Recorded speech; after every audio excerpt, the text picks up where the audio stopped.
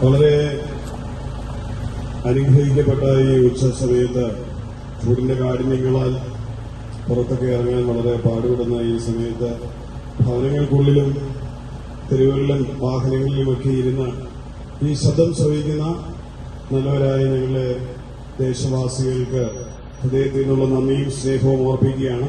വരുന്ന ഏതാനും മിനിറ്റുകൾ നിങ്ങളുടെ ശ്രദ്ധയെ ഈ ശബ്ദപരിധിയിലേക്ക് ഹൃദയപൂർവ്വം സ്വാഗതം ചെയ്യുകയാണ്. കാലഘട്ടം കടന്നുപോകുന്ന മൂല്യച്യുതികളെ പറ്റി നമ്മൾ വളരെ ബോധവാന്മാരാണ്. ഓരോ ദിനവും നാം കാണുന്ന വാർത്തകൾ നിറഞ്ഞു നിൽക്കുന്ന ആശങ്കാജനകമായ വാർത്തകളുമൊക്കെ നിറഞ്ഞു നിൽക്കുന്ന കലുഷിതമായ ഈ കാലഘട്ടത്തിൽ പ്രകൃതി പോലും അതിന്റെ സന്തുലിതാവസ്ഥ മാറിമറിയപ്പെട്ട മനുഷ്യജീവിതം ദുസ്സഹമായി പോകുന്ന ഒരു സാഹചര്യത്തിലാണ് നാം ഇപ്പോൾ നിൽക്കുന്നതെന്ന് നമുക്കെല്ലാവർക്കും വ്യക്തമായിട്ട് അറിയാം. ഈ കാലഘട്ടത്തിൽ വളരെ പ്രസക്തമായ ഒരു സന്ദേശമാണ് ഞങ്ങളിവിടെ പങ്കുവയ്ക്കുവാൻ ആഗ്രഹിക്കുന്നത്. കാലഘട്ടത്തിന് അനിവാര്യമായ ഈ സന്ദേശം ഹൃദയപൂർവ്വം നിങ്ങൾ ശ്രവിക്കണമെന്ന് നിങ്ങൾ സ്നേഹത്തോടെ ഓർപ്പിക്കുകയാണ്. ചുരുങ്ങിയ നിമിഷങ്ങൾ കൊണ്ട് കാലഘട്ടത്തെ മാറ്റിമറിച്ച ദിവ്യ സ്നേഹത്തെപ്പറ്റി എന്റെ സഹയാത്രികൻ മനു ഓദ്ര സംസാരിക്കും. ദൂരത്തും ചാരത്തും വഴിയോരങ്ങളിലും വഴിവീഥികളിലും ഈ ശബ്ദപരിധിക്കുള്ളിൽ ഞങ്ങളെ ശ്രവിക്കുന്ന മാന്യരും ബഹുമാന്യരുമായ എല്ലാ ശ്രോതാക്കൾക്കും ഞങ്ങളുടെ ക്രൈസ്തവ അഭിവാദനങ്ങളെ അറിയിക്കുന്നു. ഇന്ന് പ്രഭാതത്തിൽ പ്രാർത്ഥനയോടെ ആരംഭം കുറിച്ച ഈ സുവിശേഷ ബോധവൽക്കരണ സന്ദേശയാത്ര വിവിധ സ്ഥലങ്ങൾ പിന്നിട്ട് ഇന്ന് ഈ നാട്ടിൽ നിങ്ങളെ അഭിസംബോധന ചെയ്ത് നിൽക്കുമ്പോൾ കഴിഞ്ഞ കവലകളിലെല്ലാം ഞങ്ങൾ ഉയർത്തിയ യേശുക്രിസ്തുവിന്റെ ദിവ്യസ്നേഹത്തെയും യേശുക്രിസ്തു ഈ ഭൂപരപ്പിൽ മാനവരാശിയുടെ പാപപരിഹാരകനായി ദിവ്യയാഗമായി തീർന്ന ആ മഹത്വകരമായ ദിവ്യബലിയെക്കുറിച്ചും വിവിധ ജംഗ്ഷനുകളിൽ സംസാരിക്കുവാൻ ദൈവം കൃപ ചെയ്തു. ഈ മധ്യാഹ്ന സമയത്ത് നിങ്ങളെ അഭിസംബോധന ചെയ്ത് സംസാരിക്കുമ്പോഴും ഞങ്ങൾക്ക് വീണ്ടും ഓർപ്പിക്കുവാനുള്ളത് യേശുക്രിസ്തുവിന്റെ ദിവ്യമായ സ്നേഹത്തെ ഇന്ന് പകൽവേളയിൽ നിങ്ങളോട് ഓർപ്പിക്കുവാനുള്ളത് യേശുക്രിസ്തുവിന്റെ സ്നേഹത്തെയാണ്. ഭാരതം എന്റെ നാടാണ്, എല്ലാ ഭാരതീയരും എന്റെ സഹോദരീ സഹോദരന്മാരാണ്, ഞാൻ എന്റെ നാടിനെ സ്നേഹിക്കുന്നു എന്നുള്ള ആപ്തവാക്യത്തെ മുറുകെ പിടിച്ചുകൊണ്ട് സ്വതന്ത്രാനന്ദ ഭാരതത്തിന് വേണ്ടി സ്വതന്ത്രാനന്ദ ഭാരതത്തിന് പുത്തൻ പ്രതീക്ഷകൾ നൽകുവാൻ കന്യാകുമാരി മുതൽ കാശ്മീർ വരെ പരന്നുകിടക്കുന്ന വിവിധ ഭാഷകളിലും വിവിധ വർണ്ണങ്ങളിലും വിവിധ സംസ്കാരങ്ങളിലുമുള്ള നമ്മുടെ ഭാരതത്തെ ബ്രിട്ടീഷ് ആധിപത്യത്തിൽ നിന്ന് മോചിപ്പിച്ച് ഒരു പുത്തൻ പ്രതീക്ഷ ഭാരത ജനതയ്ക്ക് നൽകിക്കൊടുത്തുകൊണ്ട് മതനേതാക്കന്മാരും രാഷ്ട്രീയ സാമൂഹിക സാംസ്കാരിക നേതാക്കന്മാരും ഒരുപോലെ നിന്നുകൊണ്ട് ഒച്ചസ്വരത്തിൽ വിളിച്ചു പറഞ്ഞു, ഭാരതത്തിന്റെ ഉന്നമനം, ഭാരതത്തിന്റെ നന്മ. തകർന്നടിഞ്ഞുപോയ ഉന്മൂലനാശം സംഭവിച്ചു പോയ ഭാരതമണ്ണിനെ ലോകത്തിന് നെറുകയിൽ നല്ലൊരു രാജ്യമായി ഉയർത്തിക്കൊണ്ടുവരികയും നല്ല മൂല്യങ്ങൾ കെട്ടിപ്പടുക്കുകയും സാംസ്കാരിക മേഖലകളിലും സാമ്പത്തിക മേഖലകളിലും ഒക്കെ ലോകജനതയ്ക്ക് മുമ്പിൽ തലയുയർത്തി പിടിച്ചു നിൽക്കുന്ന രാജ്യമാക്കി മാറ്റുവാൻ ഒരു കൈകോർത്ത് ഒരുമിച്ച് നിന്നുകൊണ്ട് സാംസ്കാരിക നേതാക്കന്മാരും മത നേതാക്കന്മാരും സാമൂഹിക രംഗങ്ങളിൽ പ്രവർത്തിക്കുന്ന എല്ലാവരും ഒരുപോലെ പ്രയത്നത്തിന്റെ ഫലമായി നമ്മുടെ ഭാരതം ഉയർച്ചയുടെ പാന്താവിലെത്തിയോ? ഉയർച്ചയുടെ പാന്താവിലെത്തി എന്ന് നിശ്ചയമായി നമുക്ക് പറയുവാൻ കഴിയും. കഴിഞ്ഞ കാലഘട്ടങ്ങളെ അപേക്ഷിച്ച് നമ്മുടെ ഭാരതം ഉയർച്ചയുടെ പാന്താവിലെത്തി. നല്ല നല്ല റോഡുകള്, നല്ല നല്ല ഹോസ്പിറ്റലുകള്, വിദ്യാഭ്യാസ സംവിധാനങ്ങള് എന്നുവേണ്ട പല നിലവാരത്തിൽ നമ്മൾ ഉയർച്ചയുടെ പാന്താവിലെത്തി. കഴിഞ്ഞ കാലഘട്ടങ്ങളിൽ യുദ്ധമോ യുദ്ധശ്രുതിയോ ഒക്കെ വരുമ്പോൾ അയൽരാജ്യങ്ങളെയൊക്കെ വെടിക്കൊപ്പുകൾക്കും യുദ്ധക്കൊപ്പുകൾക്കുമൊക്കെ ആശ്രയിച്ചിരുന്ന നമ്മൾ വാജ്പേയി സർക്കാരിന്റെ കാലത്ത് പൊഖ്രാനിൽ അണുവിസ്ഫോടനം നടത്തിക്കൊണ്ട് നമ്മുടെ ആണവ ലിസ്റ്റിൽ ഇടം നേടുകയുണ്ടായി. എന്തിനേറെ പറയുന്നു, ലോകത്തിലുള്ള 10 ധനാഢ്യന്മാരുടെ ലിസ്റ്റ് എടുത്തു നോക്കിയാൽ അതിനകത്ത് നിന്ന് ഭാരതത്തിൽ നിന്നുള്ളവരുണ്ട്. വിദ്യാഭ്യാസ രംഗങ്ങളിൽ നമ്മൾ പരിശോധിച്ചാൽ കണ്ടുപിടുത്ത മേഖലകളിലും അതുപോലെ തന്നെ ഡോക്ടേഴ്സും എഞ്ചിനീയർമാരും അതുപോലെ തന്നെ ലോകത്തിന്റെ വിവിധ മേഖലകളിൽ ജോലിയോടനുബന്ധിച്ച് നിലകൊള്ളുന്ന നമ്മുടെ ഭാരതത്തിൽ നിന്നുള്ളവരെ നമുക്ക് കാണുവാൻ കഴിയും. ഉയർന്ന വിദ്യാഭ്യാസം, അതുപോലെ തന്നെ ശാസ്ത്ര സാങ്കേതിക വിദ്യകൾ, എന്തിനേറെ പറയുന്ന മെഡിക്കൽ സയൻസിലുള്ള നമ്മുടെ വളർച്ച, ഇതൊക്കെ നമ്മുടെ ഉന്നമനത്തിന്റെ നമ്മുടെ ഉയർച്ചയുടെ പ്രതീകങ്ങളാണ്. നമ്മുടെ ഉയർച്ചകളാണ്. കഴിഞ്ഞ കാലഘട്ടങ്ങളിൽ ലോകത്തെ കാർന്നു നിന്നിരുന്ന കൊറോണ എന്ന വൈറസിനെ പിടിച്ചുകെട്ടുവാൻ പല രാജ്യങ്ങളും അഹോരാത്രം ശക്തിയുക്തമായി പ്രവർത്തിച്ചുകൊണ്ടിരിക്കുന്ന മേഖലയിൽ നമ്മുടെ ഭാരതവും അതിന് വലിയൊരു പങ്ക് വഹിച്ചുകൊണ്ട് കൊറോണ വൈറസിന് എതിരെയുള്ള വാക്സിൻ കണ്ടുപിടിച്ചുകൊണ്ട് മെഡിക്കൽ ഫീൽഡിൽ നമ്മൾ നമ്മുടെ യശസ് ഉയർത്തിപ്പിടിക്കുകയുണ്ടായി. അങ്ങനെ വിവരിക്കാനാണെങ്കിൽ ഒരുപാട് കാര്യങ്ങൾ നമ്മൾ വിവരിക്കാനുണ്ട്. ഇതെല്ലാം ചേർത്ത് വെച്ച് പരിശോധിച്ചാൽ നമുക്ക് കാണുവാൻ കഴിയും, നമ്മുടെ ഭാരതം ഉയർച്ചയുടെ പാന്താവിൽ ലോകശ്രദ്ധ പിടിച്ചു പറ്റത്തക്ക നിലവാരത്തിൽ നമ്മൾ ഉയർന്നു എന്ന് നമുക്ക് കാണുവാൻ കഴിയുന്നു. അങ്ങനെ ഉയർച്ചയുടെ മാത്രം കാര്യങ്ങൾ മുന്നോട്ട് വിവരിച്ചുകൊണ്ട് നിൽക്കുമ്പോൾ നമ്മുടെ സിദ്ധവട്ടങ്ങളുടെ പ്രഭാതത്തിൽ പറന്നു വീഴുന്ന പത്രങ്ങളെടുത്ത് നമ്മൾ പരിശോധിക്കുമ്പോൾ അതിനകത്ത് കാണുന്ന വാർത്തകൾ ഒരു ഹൃദയമുള്ള മനുഷ്യന്റെ ഹൃദയത്തെ ഉടച്ചുകളയത്തക്ക നിലവാരത്തിലുള്ള വാർത്തകളാണ്. മനസാക്ഷിയെ മരവിപ്പിക്കുന്ന വാർത്തകളാണ് നമ്മൾ കണ്ടുകൊണ്ടിരിക്കുന്നത്. എന്തിനേറെ ആർത്തിയോടെ വായിക്കുന്ന ഒരു വായനകർത്താവിന്റെ ഉള്ളിലേക്ക് അവന്റെ മനസാക്ഷിയെ മരവിപ്പിക്കുന്ന നിലവാരത്തിൽ ഉള്ള വാർത്തകളാണ് പ്രഭാതത്തിൽ TV ചാനലുകളും പത്രങ്ങളുമൊക്കെ നമ്മുടെ മുമ്പിലേക്ക് കാഴ്ചയായി വെക്കുന്നത്. വെട്ടിക്കൊലയും പീഡനങ്ങളും അതുപോലെ തന്നെ കൊലപാതകങ്ങളും അതുപോലെ തന്നെ അക്രമങ്ങളും അനീതികളും നിറയപ്പെട്ട വാർത്തകളാണ് നമ്മൾ കണ്ടുകൊണ്ടിരിക്കുന്നത്. TV ചാനൽ ഓൺ ചെയ്തു കഴിഞ്ഞാൽ അതിനകത്ത് പീഡനങ്ങളുടെ പരമ്പരകൾ, കൊലപാതകങ്ങളുടെ പരമ്പരകൾ, അക്രമങ്ങളുടെ പരമ്പരകൾ ഒക്കെ വിവരിക്കുന്നത് നമുക്ക് കാണുവാൻ കഴിയുന്നു. കഴിഞ്ഞ ദിവസം ഒരു പത്രമെടുത്ത് നയിച്ചു നോക്കിയപ്പോൾ അതിന്റെ അകത്ത് നമുക്ക് കാണുവാൻ കഴിയുന്നത് ഒരു പേജ് മുഴുവനായി അക്രമങ്ങളും പീഡനങ്ങളും കൊലപാതകങ്ങളും നിറഞ്ഞു നിൽക്കുന്ന ഒരു പേപ്പർ എനിക്ക് കാണുവാൻ കഴിഞ്ഞു. നമ്മുടെ പത്രങ്ങളിലൊക്കെ പരിശോധിച്ചാൽ അതിനകത്ത് കാണുവാൻ കഴിയുന്നത് മരണത്തിന്റെ വാർത്തകൾ കൊടുക്കുവാൻ മരിച്ചവരുടെ വാർത്തകൾ കൊടുക്കുന്ന ഒരു പേപ്പറുണ്ട്, വൈദേശിക വാർത്തകൾ കൊടുക്കുന്ന ഒരു പേപ്പറുണ്ട്, പ്രാദേശിക വാർത്തകൾ കൊടുക്കുന്ന ഒരു പേപ്പറുണ്ട്. ഈ പത്രം മൗനമായി നമ്മോട് വിളിച്ചു പറയുന്നത് ഒരു പേപ്പർ നിറയെ പീഡനങ്ങളുടെയും കൊലപാതകങ്ങളുടെയും അക്രമങ്ങളുടെയും അനീതികളുടെയും ഒക്കെ വിവരണം കൊടുത്തുകൊണ്ട് നിൽക്കുന്ന ഒരു പത്രത്തിന്റെ താളുകളുണ്ട്. പത്രം മൗനമായി പ്രബുദ്ധരായ കേരള ജനതയോട് വിളിച്ചു പറയുന്ന ഒരു കാര്യം, അക്രമത്തിന്റെയും പീഡനത്തിന്റെയും കൊലപാതകത്തിന്റെയും കഥകൾ മാത്രം വിവരിക്കുവാൻ ഒരു പത്രം തന്നെ നമുക്ക് ആവശ്യമായി വന്നിരിക്കുന്ന ഒരു കാലഘട്ടത്തിലാണ് നമ്മൾ എത്തി നിൽക്കുന്നത്. ഈ കഴിഞ്ഞ ദിവസം വാർത്താ മാധ്യമങ്ങളിൽ നമ്മൾ കണ്ടൊരു കാര്യം, അപ്പൻ മകളെ വെട്ടിക്കൊല്ലുന്നു, ഭാര്യയെ വെട്ടിക്കൊല്ലുന്നു, ഭർത്താവ് ഭാര്യയെ വെട്ടിക്കൊല്ലുന്നു, ഭാര്യ ഭർത്താവിനെ വെട്ടിക്കൊല്ലുന്നു, ചോരക്കുഞ്ഞിനെ കടൽ ഭിത്തിയിൽ എറിഞ്ഞുകൊല്ലുന്നു. ഇതൊക്കെ ഇങ്ങനെ വന്നുകൊണ്ടിരിക്കുകയാണ്. കോഴിയെ കൊല്ലുന്ന ലാഘവത്തോടെ ഒരു മനുഷ്യന്റെ ജീവൻ കഴുത്ത് വെട്ടിയെടുക്കുവാൻ മടിയില്ലാത്തൊരു സമൂഹത്തിന്റെ മുമ്പിലാണ് നമ്മൾ നിൽക്കുന്നത്. എന്തിനേറെ പറയും, നമ്മുടെ കലാലയങ്ങളൊക്കെ ലഹരിയുടെ മുഖം കൊണ്ട് നിറയുന്ന ഒരു അന്തരീക്ഷത്തിലൊക്കെ നമ്മൾ നിൽക്കുന്നത്. കൊച്ചു കുഞ്ഞുങ്ങളുടെ വായുകൾ പണ്ടൊക്കെ പരിശോധിച്ചാൽ അതിനകത്ത് നമുക്ക് കാണുവാൻ കഴിഞ്ഞത് കമ്പമുട്ടായും കോലുമുട്ടായും ഒക്കെയായിരുന്നു അതിനകത്ത് കാണുവാൻ കഴിയുന്നത്. ഇന്ന് ആ സ്ഥിതി മാറി. മയക്കുമരുന്ന് വിരട്ടിയ കമ്പമുട്ടായികളും അതുപോലെ തന്നെ ഐസ്ക്രീമുകളും അതുപോലെ തന്നെ സ്റ്റാമ്പുകളും ഒക്കെ നിറയപ്പെട്ട കലാലയങ്ങളുടെ ഈ കൊച്ചുകുഞ്ഞുങ്ങൾ, നമ്മുടെ തലമുറകൾ വഴിപിടിച്ചു പോകുന്ന ഒരു അന്തരീക്ഷത്തിലേക്ക് നാം എത്തി നിൽക്കുന്നു. ചില സ്കൂളുകളിലൊക്കെ സന്ദർശിച്ച് അവരോടൊക്കെ കാര്യങ്ങൾ ബോധ്യപ്പെടുത്തുമ്പോൾ അവർ പറയാറുണ്ട്, കൊച്ചു പിള്ളേരാണ്, കുഞ്ഞു പിള്ളേരാണ്, പക്ഷേ അവരുടെ വായുകളിലും അവരുടെ ഉപയോഗിക്കുന്ന ലഹരി വസ്തുക്കളുടെ പേരുകളൊക്കെ നമുക്ക് പോലും അറിയാത്തൊരു അന്തരീക്ഷത്തിലാണ് നിൽക്കുന്നത്. ഈ ലഹരിയെല്ലാം അടിച്ചു കയറ്റിയിട്ട് വൃദ്ധനെ കൊലപ്പെടുത്തുവാനോ വീട് കയറി ആക്രമിക്കപ്പെടുവാനോ സമൂഹത്തിന് തിന്മ പകരം ചെയ്യുവാനോ മടിയില്ലാത്തൊരു യുവതലമുറ നമുക്ക് വളർന്നു വരുന്നു. ആ കാലഘട്ടത്തിലാണ് നമ്മൾ നിൽക്കുന്നത്. ഒരു ഭാഗത്ത് ഉയർച്ചയുടെ പാതാവിലും നമ്മൾ പറയുമ്പോൾ മറുഭാഗത്ത് നമ്മുടെ സമൂഹത്തിന് മൂല്യച്യുതി വന്നുകൊണ്ടിരിക്കുന്നതെന്ന് ആർക്കും തിരസ്കരിക്കുവാൻ കഴിയാത്ത പച്ചയായ യാഥാർത്ഥ്യമാണ്. വേദപുസ്തകത്തിൽ ഇങ്ങനെയൊരു വാക്യം രേഖപ്പെടുത്തിയിട്ടുണ്ട്, മാനത്തോടിരിക്കുന്ന മനുഷ്യൻ വിവേകഹീനനായാൽ നശിച്ചു പോകുന്ന മൃഗത്തിനു തുല്യനെന്ന് തിരുവചനം നമ്മളെ ഓർമ്മപ്പെടുത്തുന്നു. എന്ത് മാനത്തോടിരിക്കുന്ന മനുഷ്യൻ?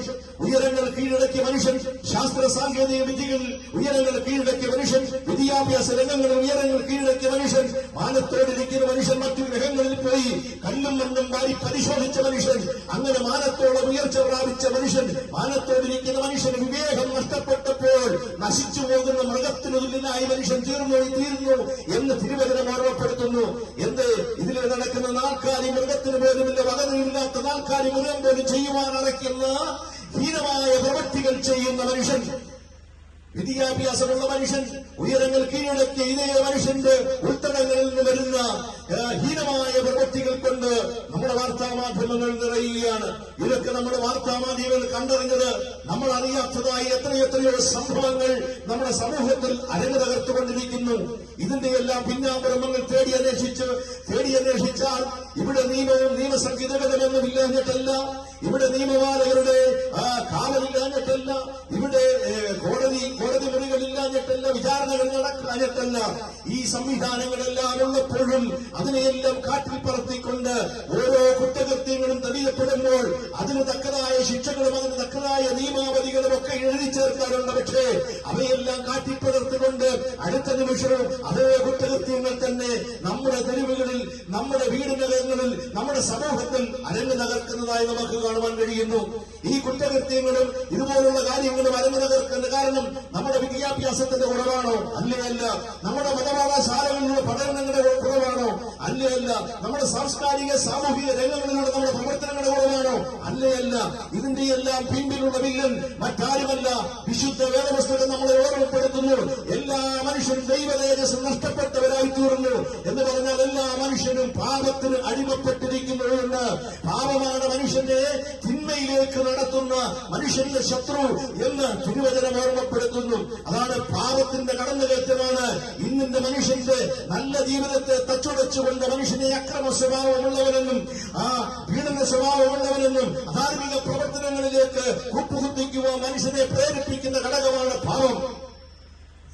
ആ പാപത്തെ പിടിച്ചു കെട്ടുവാൻ ഇഹത്തിലെ ശക്തികൾക്ക് കഴിയാതെ പോയപ്പോൾ ഒരുവൻ നിന്നുകൊണ്ട് പറഞ്ഞു, നിന്റെ പാപം എത്ര കടും ചുമപ്പായിരുന്നാലും ഞാനതിനെ ഹിമം പോലെ വെളുപ്പിക്കാമെന്ന് ആർജവത്തോടെ ലോകത്തെ നോക്കി പ്രഖ്യാപിച്ച ഓരോ നേതാവ്, അതാണ് ഞങ്ങൾ ഉയർത്തുന്ന കർത്താവായ യേശുക്രിസ്തു. നിന്റെ പാപം എത്ര കടും ചുമപ്പായിരുന്നാലും ഹിമം പോലെ വെളുപ്പിക്കാമെന്ന് ലോകത്തെ നോക്കി പ്രഖ്യാപിച്ച ഒരേ ഒരു നേതാവാണ് കർത്താവായ യേശുക്രിസ്തു. ഇവിടെ എത്രയോ രാജാക്കന്മാർ ഉദിച്ചുയർന്ന മണ്ണാണ് നമ്മുടെ മണ്ണ്. ഇവിടെ എത്രയോ നേതാക്കന്മാർ വാണരളിയ മണ്ണാണ് നമ്മുടെ മണ്ണ്. ഇവിടെ എത്രയോ സാമ്രാജ്യങ്ങൾ വാണരളിയ മണ്ണാണ് നമ്മുടെ മണ്ണ്. അവരാരും പ്രഖ്യാപിക്കുവാൻ കണ്ടേടമില്ലാതെ ഒരു പ്രഖ്യാപനം യേശുക്രിസ്തു മാനവരിലൊക്കെ പ്രഖ്യാപിച്ചു. നിന്റെ പാപത്തിന്റെ പരിഹാരം, നിന്റെ പാപം എത്ര കടും ചുമപ്പായിരുന്നാലും അതിനെ ഹിമം പോലെ വെളുപ്പിക്കാം. മനുഷ്യൻ അനുഭവിക്കുന്ന തിന്മകളുടെ ആ മൂലകാരണം, തിന്മയുടെ അടിസ്ഥാന കാരണം പാപമാണെന്ന് ഞാൻ ഓർമ്മപ്പെടുത്തിയല്ലോ. അപ്പോൾ ആ പാപത്തിൽ നിന്നാണ് മനുഷ്യന് മോചനം വരേണ്ടത്. പാപത്തിൽ നിന്ന് മനുഷ്യന് മോചനം വരണ്ടേ? ഇവിടുത്തെ സംവിധാനങ്ങളും മാനുഷിക ശക്തികളുമെല്ലാം അമ്പേ പരാജയപ്പെട്ടു നിൽക്കപ്പെടുമ്പോൾ പാപത്തിന് മോചനം തരാമെന്ന് ലോകത്തെ നോക്കി പ്രഖ്യാപിച്ച യേശുക്രിസ്തുവാണ് പാപപരിഹാരവൻ. അതെല്ലാം നിങ്ങൾ അങ്ങനെ ഉറപ്പിച്ചു പറയുവാൻ കാരണമെന്ന് ചോദിച്ചാൽ, കഴിഞ്ഞ കാലഘട്ടങ്ങളിൽ നാടിനും നാട്ടുകാർക്കും വീടിനും വീട്ടുകാർക്കും തലവേദനയായി നടന്നിരുന്ന ഒരു കാലഘട്ടം ഞങ്ങൾക്കുണ്ടായിരുന്നു. എന്നാൽ ഞങ്ങളെ മാറ്റിമറിച്ചത് ഇവിടുത്തെ ഇസങ്ങളോ ഇവിടുത്തെ തത്വചിന്തകളോ ഇവിടുത്തെ ആചാരാനുഷ്ഠാനങ്ങളോ അല്ല ഞങ്ങളെ മാറ്റിമറിച്ചത്. ഞങ്ങൾ പ്രതിദാനം ചെയ്ത സംഘടനകളല്ല ഞങ്ങളെ മാറ്റിയത്. ഞങ്ങൾ പിടിച്ച കൊടിയുടെ കളറുകളല്ല ഞങ്ങളെ മാറ്റിയത്. ഞങ്ങളെ മാറ്റിയത് കർത്താവായ യേശുക്രിസ്തുവിന്റെ ദിവ്യ സ്നേഹമാണ്. ഈ സുവിശേഷത്തിന്റെ ശക്തിയാണ് ഞങ്ങൾക്ക് മാറ്റം വരുത്തിയത്. അതുകൊണ്ടാണ് ഉച്ച സമയത്ത് ഈ ചൂടുള്ള വെയിലുള്ള ഈ ഭാഗത്ത് നിന്നുകൊണ്ട് ചോരയ്ക്ക് ചൂടുള്ള പ്രായത്തിൽ ഞങ്ങൾ ഉറക്കെ പ്രഖ്യാപിക്കപ്പെടുന്നത്, മറ്റൊരുത്തനൊരു രക്ഷയില്ല, നാം രക്ഷിക്കപ്പെടുവാൻ ആകാശത്തിന് കീഴെ മനുഷ്യരുടെ ഇടയിൽ നൽകപ്പെട്ട ഒരേ ഒരു നാമം, അത് കർത്താവായ യേശുക്രിസ്തുവിന്റെ നാമമാണ്. ആ ദിവ്യ സ്നേഹത്തിലേക്ക് ഈ ദേശനിവാസികളെ ഞങ്ങൾ ആഹ്വാനം ചെയ്യുന്നു. നിങ്ങൾ തകർന്നുടഞ്ഞ ഒരു ജീവിതത്തിനുടമയാണോ? നിങ്ങൾ തകർന്നുപോയ ഒരു അന്തരീക്ഷത്തിനുടമയാണോ? നിങ്ങളൊരു രോഗിയാണോ? നിങ്ങൾ ദുഃഖമനുഭവിക്കുന്നവരാണോ? എങ്ങനെ ഈ പാപവഴിയിൽ നിന്ന് വിമോചനം നേടണമെന്ന് എങ്ങനെ ചിന്തിച്ചുകൊണ്ടിരിക്കുന്ന വ്യക്തിയാണോ? ആത്മഹത്യയെക്കുറിച്ച് ചിന്തിക്കുന്ന വ്യക്തിയാണോ? നിങ്ങൾക്കൊരു പരിഹാരകരുണ്ട്.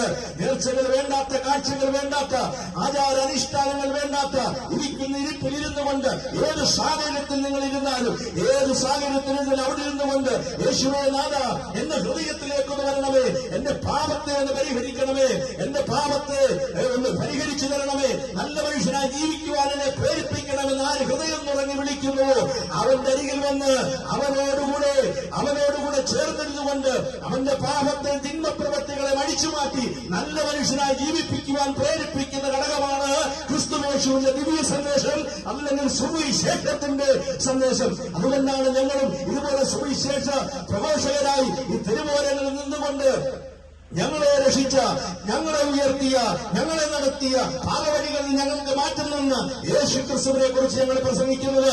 ആ യേശുക്രിസ്തുവിന് മാത്രമേ മനുഷ്യന്റെ ജീവിതത്തെ മാറ്റുവാൻ കഴിയുകയുള്ളൂ. നിങ്ങൾ ജീവിതത്തിന്റെ നാൾക്കവരയിൽ ഉടഞ്ഞുപോയൊരു പാത്രം പോലെ തകർന്ന അവസ്ഥയിലാണ് നിങ്ങളുടെ ജീവിതം. യേശു നിങ്ങളെ പണിയും. നിങ്ങൾ എന്ത് ചെയ്യണമെന്നറിയാതെ വഴിമുട്ടി നിൽക്കുന്ന ഒരു അന്തരീക്ഷത്തിലാണോ നിങ്ങൾ നിൽക്കുന്നത്? ഒരു മനുഷ്യൻ കാട്ടിലകപ്പെട്ടു പോയി. അവന്റെ കയ്യിൽ, അവന്റെ മടിക്കുത്തിൽ ഭക്ഷണ സാധനങ്ങളുണ്ട്, അവന്റെ കയ്യിൽ ആയുധങ്ങളുണ്ട്. അവനൊന്നും അവനെ രക്ഷിച്ച് നല്ല വഴികളിൽ എത്തിക്കുകയില്ല. അവന്റെ കയ്യിലെ ആയുധങ്ങളോ അവന്റെ ആരോഗ്യമോ ആ കാട്ടിലകപ്പെട്ട അനുഭവത്തിൽ നിന്ന് അവരെ വെളിയിൽ കൊണ്ടുവരുവാൻ കഴിയാതിരിക്കപ്പെടുമ്പോൾ അവനെ കാട്ടിൽ നിന്ന് വെളിയിൽ കൊണ്ടുവരുവാൻ നല്ലൊരു വഴികാട്ടിയാണ് അവന് ആവശ്യം. എന്ന് പറഞ്ഞാൽ ഇന്ന് നമ്മുടെ ജീവിതത്തിൽ പണമുണ്ട്, പ്രതാപമുണ്ട്, ആയുധമുണ്ട്, ഇവയെല്ലാം ഉണ്ട്. പക്ഷേ നമ്മളെ നേരെ വഴികാട്ടുവാൻ നല്ലൊരു വഴികാട്ടിയാണ് നമുക്ക് ആവശ്യം. അതുകൊണ്ടാണ് യേശുക്രിസ്തു ഇങ്ങനെ ഓർമ്മപ്പെടുത്തിയത്, ഞാൻ ലോകത്തിന്റെ വെളിച്ചമാകുന്നു, ഞാൻ തന്നെ സത്യമാകുന്നു, ഞാൻ വെളിച്ചമാകുന്നു, ഞാൻ ജീവനാകുന്നു, ഞാൻ വഴിയാകുന്നു എന്ന് യേശുക്രിസ്തു ലോകത്തെ നോക്കി പ്രഖ്യാപിച്ചത്. വഴിമുട്ടി നിൽക്കുന്ന അവസ്ഥയാണോ? മുമ്പിൽ എന്ത് ചെയ്യണമെന്ന് അറിയാതെ നിൽക്കുന്ന അവസ്ഥയാണോ? നാളെ എന്തായി തീരുമെന്നുള്ള അവസ്ഥയാണോ? സ്നേഹിത, ഇന്ന് പകൽ ഞാൻ വിളിച്ചു പറയാം, നിനക്കൊരു വഴിയുണ്ട്. അത് യേശുക്രിസ്തുവിന്റെ തികവുള്ള വഴിയാണ്, അത് സത്യമായ വഴിയാണ്. യേശുക്രിസ്തു ഇരുട്ടിൽ നിങ്ങളെ വെളിച്ചത്തിലേക്ക് കൊണ്ടുവരും. നല്ല മനുഷ്യരായി ജീവിപ്പിക്കുവാൻ, നല്ല സമൂഹത്തിന് ഉടമകളായി തീർക്കുവാൻ യേശുവിന് കഴിയുമെന്നുള്ള കാര്യം മറന്നു പോകരുത്. ഇരിക്കുന്ന ഇരിപ്പിൽ ഇരുന്നു കൊണ്ട് യേശുവിന്റെ ഹൃദയത്തിലേക്കൊന്ന് വരണമെന്ന് ആര് യേശു ക്രിസ്തുവിനോട് പ്രാർത്ഥിക്കുന്നു? അത് കറുത്തവനെന്നോ വെളുത്തവനെന്നോ ഭാഷാന്തര വ്യത്യാസമില്ലാതെ മാനവനായി പിറന്ന ഏത് വ്യക്തിയും യേശുവിനെ വിളിച്ചപേക്ഷിച്ചാൽ അവന്റെ അരികിലേക്ക് വന്ന് അവന്റെ പ്രശ്നത്തെ പരിഹരിക്കുന്ന മഹാദൈവത്തെ ഇന്ന് ഞങ്ങൾ പരിചയപ്പെടുത്തുന്നു.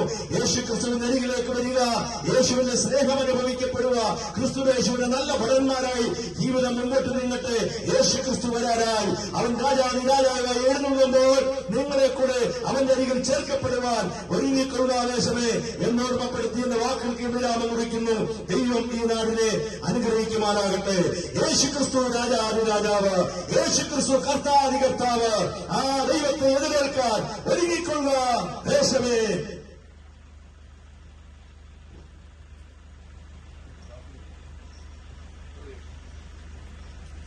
ഇത്രത്തോളം സമയം ഞങ്ങളെ ദേശത്ത് ശ്രമിച്ച എല്ലാ നല്ലവരായ ദേശവാസികൾക്ക് നന്ദി അറിയിക്കുന്നു. ചുരുങ്ങിയ വാക്കുകളിൽ നിങ്ങൾക്കായി പ്രാർത്ഥിക്കുന്നു. കർത്താവേയും അനുഗ്രഹിക്കലായ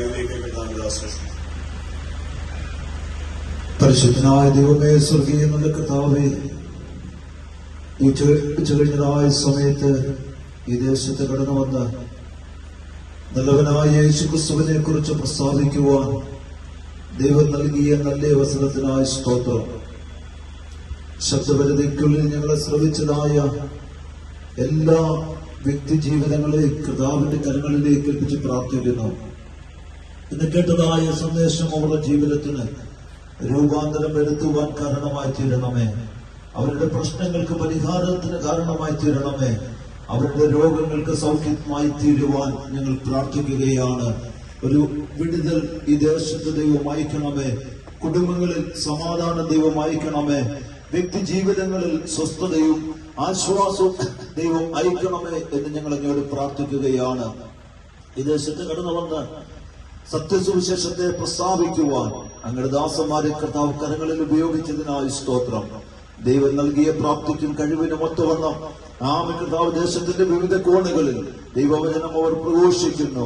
അവരെ ദൈവം അനുഗ്രഹിക്കണമേ. അവരുടെ പ്രവർത്തനങ്ങളെ ദൈവം അനുഗ്രഹിക്കണമേ. ഏറ്റവും നല്ല നിലകളിൽ പ്രവർത്തനങ്ങൾ മുന്നേറുവാൻ കർത്താവ് സഹായിക്കണമെന്ന് പ്രാർത്ഥിക്കുന്നു. എല്ലാവരെയും കർത്താവ് അനുഗ്രഹിച്ചാട്ട് പ്രാർത്ഥന കേട്ടിരിക്കുകയാൽ സ്തോത്രം. യേശുവിൻ നാമത്തിൽ തന്നെ ആമേൻ. ദൈവം നമ്മെല്ലാവരും അനുഗ്രഹിക്കട്ടെ. കേട്ടതായ സന്ദേശം സംബന്ധിച്ചും നിങ്ങൾക്ക് എന്തെങ്കിലും പ്രാർത്ഥനാ വിഷയങ്ങൾ പങ്കുവെക്കുവാനായിട്ടുണ്ടെങ്കിൽ അത് നിങ്ങൾക്ക് വേണ്ടി പ്രാർത്ഥിക്കുവാൻ, നിങ്ങളുടെ സംശയങ്ങൾക്ക് മറുപടി നൽകി തരുവാൻ ഒരു സഭ തൊട്ടടുത്ത് കുറിച്ച് എബനേസർ ന്യൂ ഇന്ത്യ ദേവസഭ നിങ്ങൾക്ക് വേണ്ടി പ്രാർത്ഥിക്കുവാൻ ഒരുക്കമുള്ളവരാണ്. നിങ്ങൾക്ക് നിങ്ങളെ സമീപിക്കാം. ദൈവം നമ്മെ അനുഗ്രഹിക്കട്ടെ. പ്രത്യേകിച്ച് ഇന്ന് പ്രഭാതം മുതൽ ഈ സമയം വരെ 6 സ്റ്റേഷനുകളിൽ നിന്നുകൊണ്ട് ദൈവത്തിന്റെ വചനം മറ്റുമില്ലാതെ പങ്കുവെക്കുവാൻ ദൈവമായി കർത്താവ് സഹായിച്ചു. അതിനായി ഞങ്ങളുടെ മധ്യയെ കടന്നു വന്ന ദൈവദാസന്മാരോടുള്ള നന്ദി ഈ തരുണത്തിൽ അറിയിക്കുന്നു. ദൈവം അവരെ ധാരാളമായി അനുഗ്രഹിക്കട്ടെ.